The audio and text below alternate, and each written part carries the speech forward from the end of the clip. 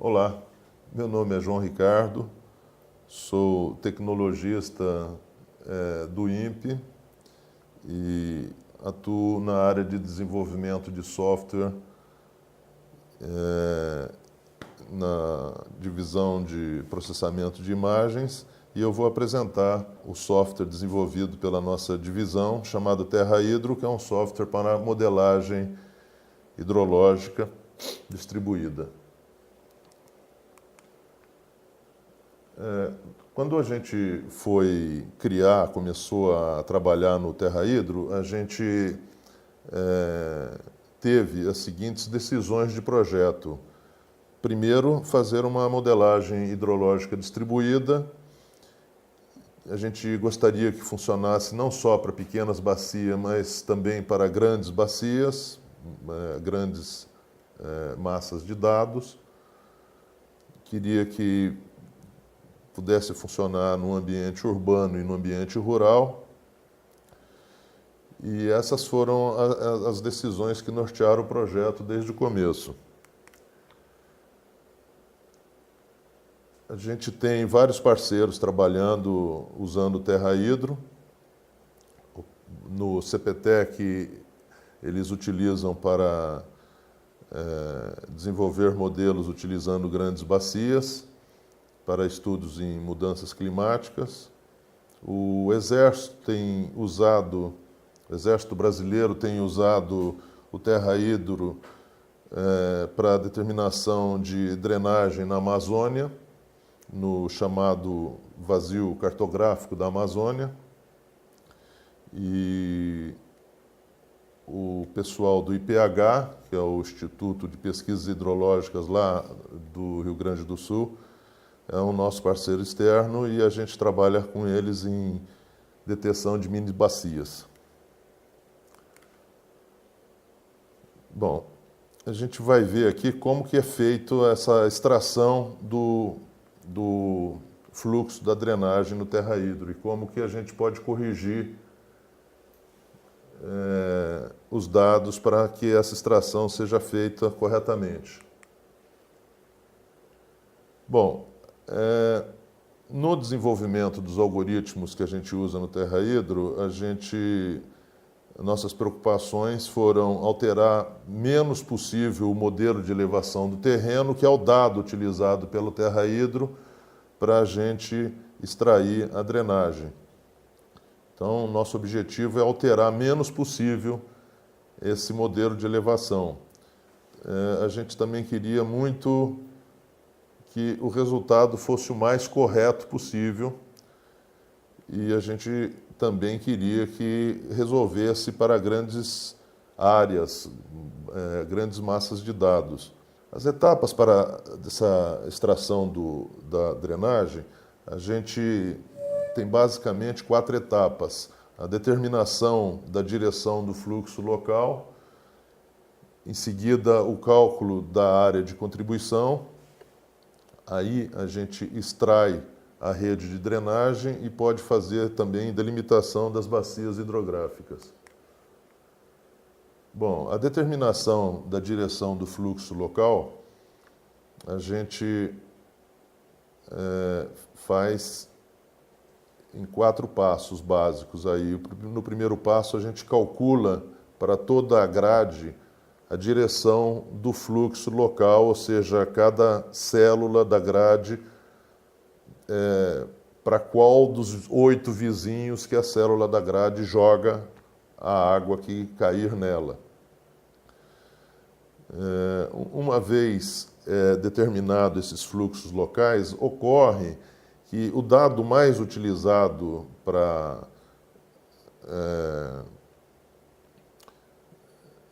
a extração da drenagem é o dado do SRTM, que é um dado de modelo de superfície, e esse dado ele vem com muitas áreas planas, e aí fica difícil decidir para onde a água caminha, e também vem com muitos mínimos locais, que a gente chama de fossos, que interrompe a drenagem. Esses mínimos locais, em geral, são erros do dado do SRTM.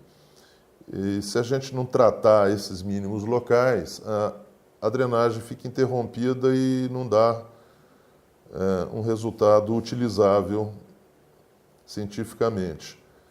Então, o que a gente faz é determinar a posição dessas áreas planas e a gente cava o mínimo possível em V em direção ao centro da área plana para garantir que a drenagem percorra pelo centro das áreas planas.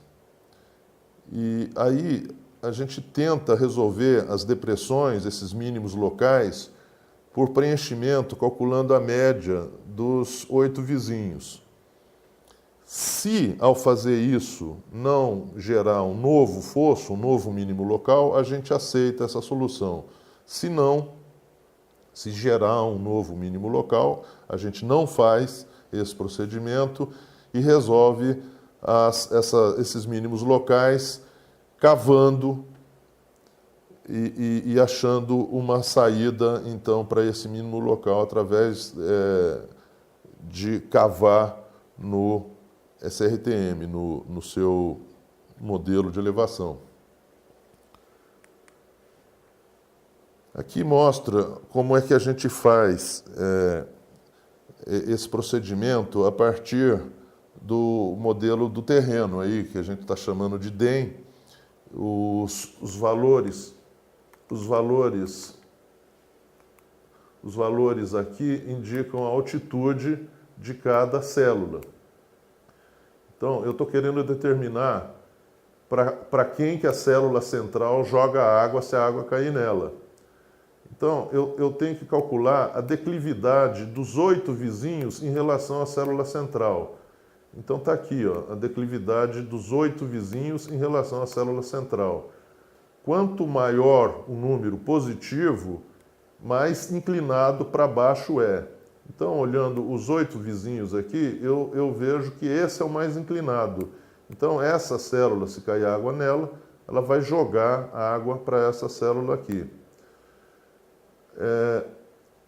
Para eu representar num raster essa informação da direção do fluxo local, de para que lado que cada célula joga água, a gente usa uma codificação para cada um dos 8 vizinhos. Como ele está jogando água para o vizinho da direita, ele está jogando água para esse vizinho aqui, então eu coloco na posição desse pixel dessa célula que joga água para a direita, eu coloco o valor 1, que é o valor codificado indicando jogar água para a direita. Se fosse jogar água para baixo, era 4 e assim por diante.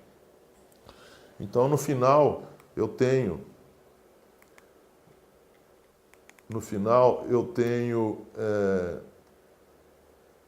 um raster indicando para qual célula, cada uma das células está jogando a água que cai nela.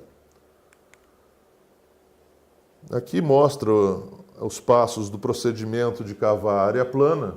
Eu tenho que localizar, identificar as áreas planas. Uma vez identificadas as áreas planas, eu começo a cavar de fora para dentro, nas duas margens, e afundando, né, cavando uma forma em V, de forma que no final ele vai ficar assim, não vai mais ser uma área plana, vai ser uma área cavada aqui em V, e quando eu for calcular a drenagem, ela vai passar bem pelo centro do rio.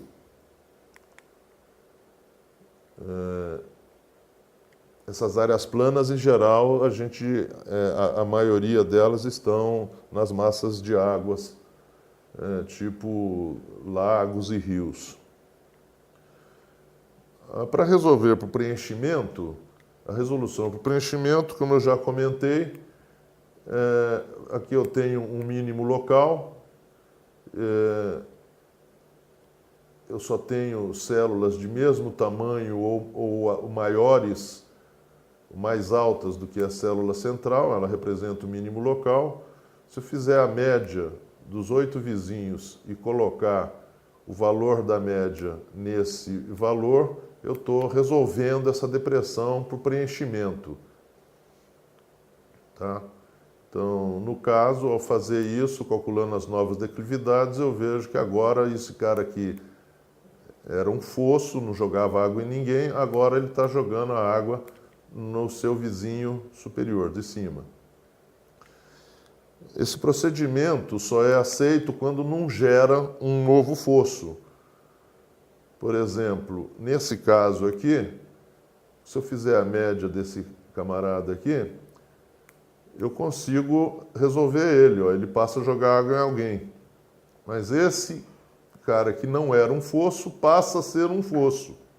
Então, esse procedimento do preenchimento não é feito para esse caso.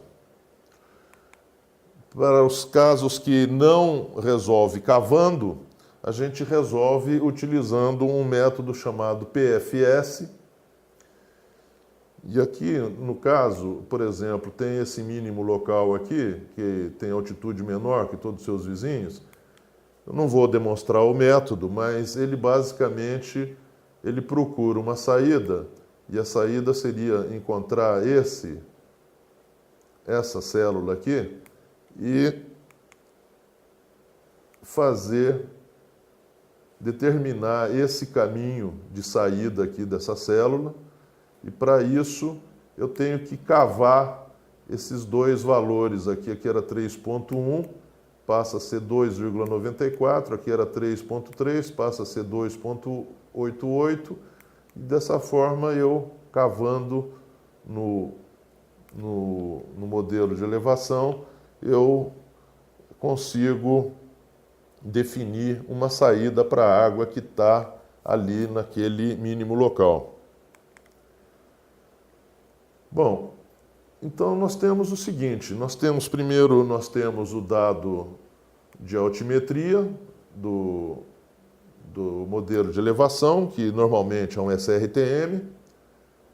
Depois disso, a gente obtém a informação dos fluxos locais, quem que joga água para alguém, e aí, resolvendo os fossos e as áreas planas, a gente não tem interrupção na drenagem.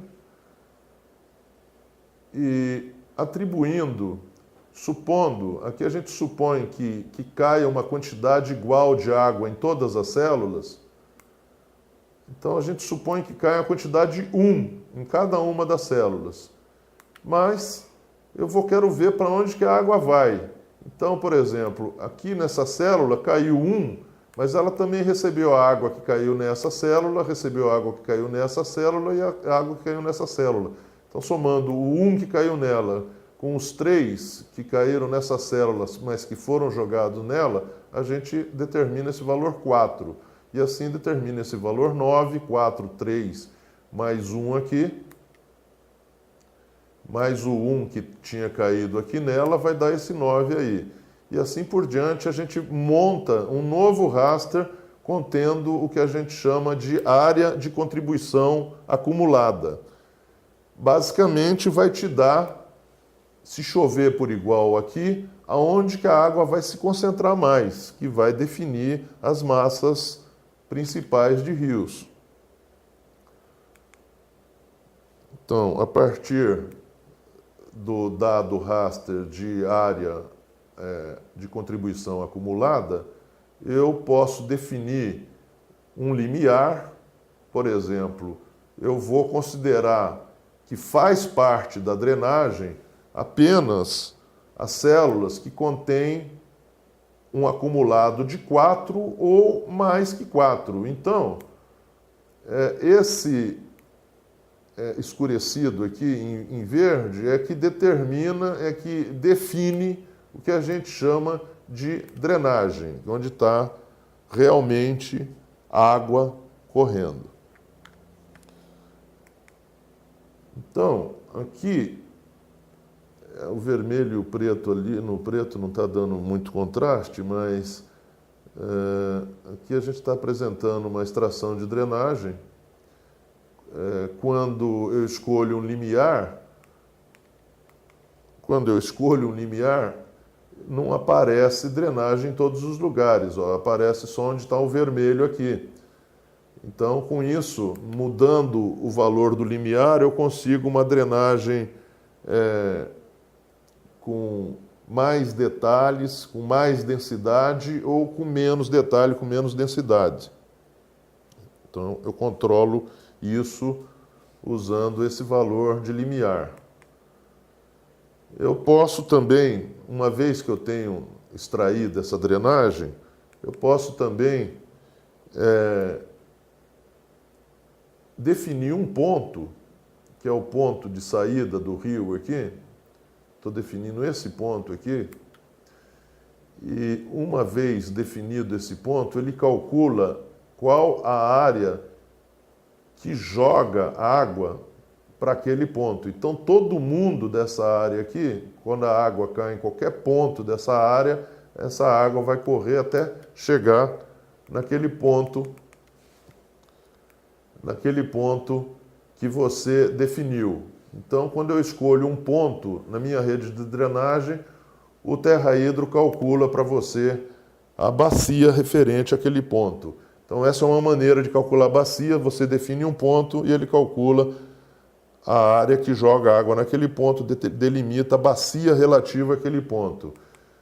Um outro jeito de delimitar bacias, e as cores aqui na projeção não ajudam, mas um outro jeito de determinar a bacia é por trecho de drenagem. Então, cada trecho de rio até uma junção é considerado um trecho de drenagem. Então, da nascente até uma junção é um trecho, de uma junção até outra junção é um trecho, e de uma junção até a foz é outro trecho. A maioria dos trechos são de junção para junção. E aí eu posso definir para cada trecho a bacia que joga água naquele trecho. Então eu tenho aí definidas as mini bacias correspondentes àquela extração de drenagem. Bom, as vantagens de usar o TerraHidro é que é um processo totalmente automatizado, altera menos possível o modelo de elevação do terreno, as drenagens passam pelo centro dos rios, coisa que os principais softwares comerciais não fazem, principalmente nas áreas planas. E a gente também resolve grandes áreas, grandes massas de dados sem interromper o processamento. Aqui é um exemplo comparando o resultado obtido com o TerraHidro e o resultado obtido com o software comercial, o ArcGIS. E aqui a gente está fazendo em cima do rio Purus. Tem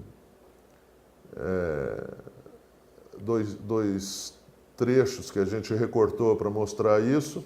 Aqui na esquerda, a gente tem o resultado do TerraHidro que está em vermelho e o resultado do ArcGIS aqui está em azul. Faz linhas paralelas e fora do centro do rio. Aqui o TerraHidro aparece aqui em vermelho, está escuro. E o resultado do ArcGIS aqui são essas linhas amarelas aqui paralelas. É um resultado bastante ruim para utilizar do ArcGIS. Então, o TerraHidro tem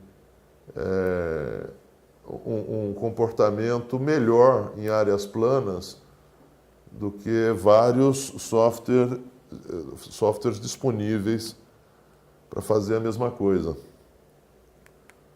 E aqui eu vou apresentar alguns resultados obtidos de drenagem de dados da SRTM, principalmente para grandes rios, os rios da Amazônia. Aqui tem um exemplo do Xingu. Eu tenho uma imagem com 115 mil pixels, 115 mil células, são quase 16 mil linhas por 7 mil colunas. e a gente tinha mais de 6 milhões de fossos de mínimos locais. E aqui a gente também coloca os tempos que demorou para processar, para acabar com todos esses 6 milhões de fossos. E o resultado da drenagem está aqui.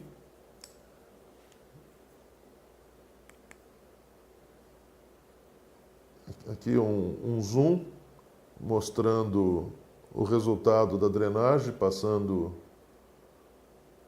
principalmente pelos centros do rio.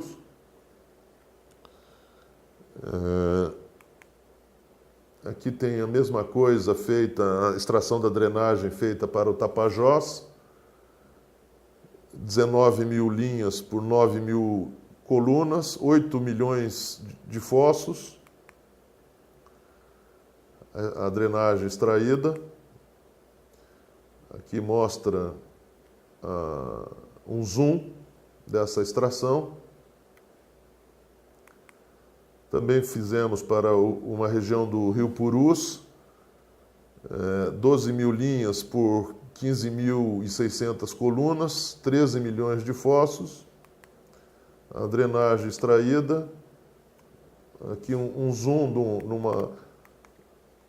numa pequena área, mostrando como a extração se comporta. Aqui um zoom maior ainda. Aqui é interessante notar que o Terra-Hidro trabalha com drenagem unidirecional, ou seja, cada célula só joga água para uma célula. E por isso a gente obtém, quando eu tenho uma ilha grande no meio do rio, ele só vai passar por um lado, ele não vai passar pelos dois lados. Então a gente vê aqui, aqui e aqui que a drenagem acaba escolhendo um ramo do rio para continuar. Então seria uma limitação atual do software. Aqui também, ó. Mas para o pessoal que estuda hidrologia, isso parece não fazer muita diferença, não ter muitas consequências. Mais um zoom em outra área do Rio Purus. Também foi feita a drenagem para o Rio Tocantins, quase 16 milhões de fossos. Extração da drenagem apresentada aqui. Aqui um zoom daquela área ali perto da foz do rio.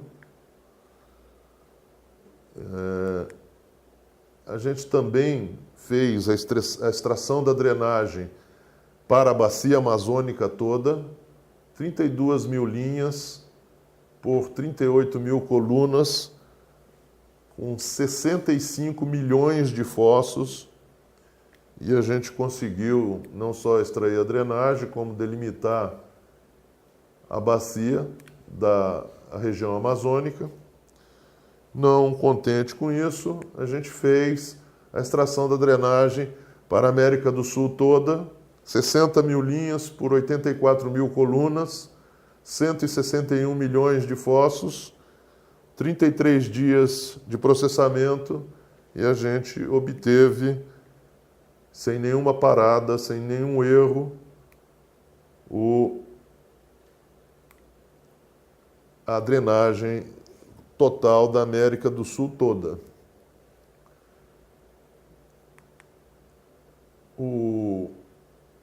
Comentando aqui, aquela codificação do LDD,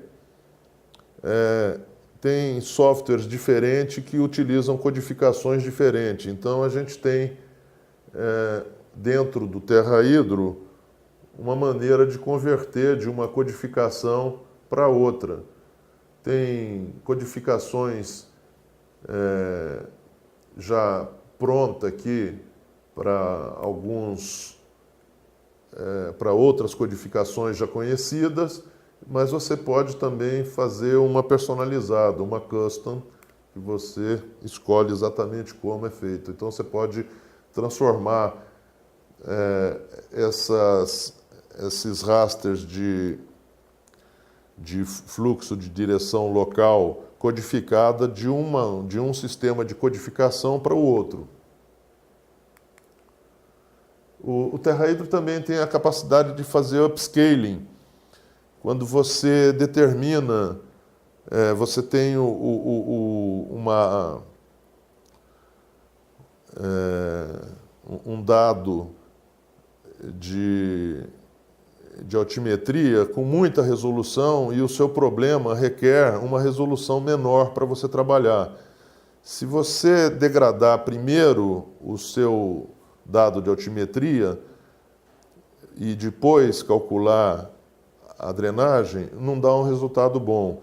Então a gente calcula primeiro a drenagem em alta resolução, que é esse da esquerda aqui, e aí passa para baixa resolução, passa a drenagem calculada em alta resolução para baixa resolução.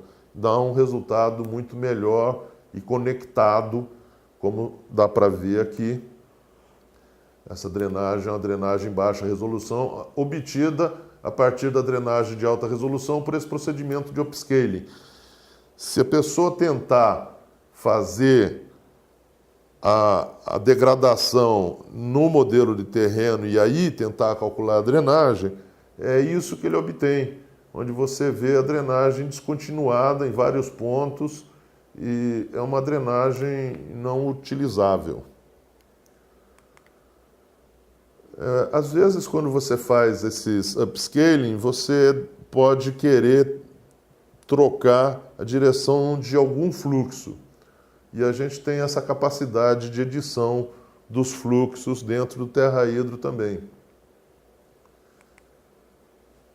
O TerraHydro também tem a capacidade de calcular um parâmetro chamado range, que significa a altura acima da drenagem mais próxima.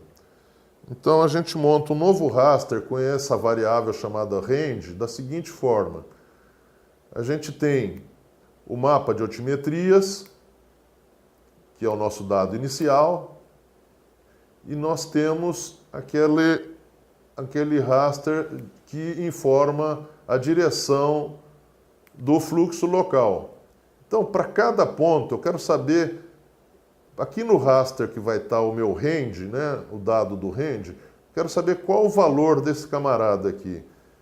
Ele vai ser a diferença de altimetrias seguindo a drenagem, seguindo a rede de direção local da drenagem até chegar na drenagem principal. Então, por exemplo, esse ponto aqui, ele seguindo as direções da rede de drenagem local, ele vai chegar na drenagem principal aqui nesse camarada aqui. A água que cai aqui vai chegar na drenagem principal aqui. Então, eu subtraio o valor de altitude desse ponto aqui, que eu estou querendo calcular o range, desse ponto aqui que ele chegou na drenagem principal. Então eu vou fazer 72 menos 53, que dá 19, e eu vou colocar aqui. Então o range, ele te dá uma maneira de eu calcular se o rio encher, por exemplo, aonde que alaga primeiro. Também te dá uma medida de quanta água no subsolo eu tenho aqui, porque ele pode estar longe do rio horizontalmente, mas está próximo porque está baixo. Então eu tenho a água acessando esta célula mais, eventualmente mais facilmente do que uma outra que pode estar mais perto, mas está mais alta. Então o range te dá essa possibilidade de ter um cálculo da quantidade de água que tem no subsolo próximo dos rios, do tipo de vegetação que tem ali, ou simplesmente de tentar calcular manchas possíveis de inundação. Isso foi feito aqui nesse trabalho usando dados do semiárido, usando o RANGE, e eu posso fatiar essa informação.